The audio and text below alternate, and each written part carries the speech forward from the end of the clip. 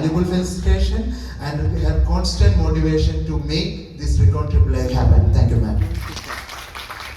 I also place my sincere thanks to our backbone, as Shamla said earlier.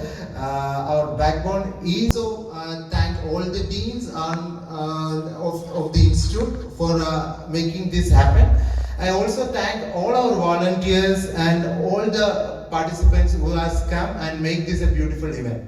Thank you all. As we move forward to the sessions of ReCon AAA, let us carry with us the spirit of Conclave to innovate with purpose, to include with compassion, and inspire towards a sustainable future. Let's have fun all these 3 days. Thank you.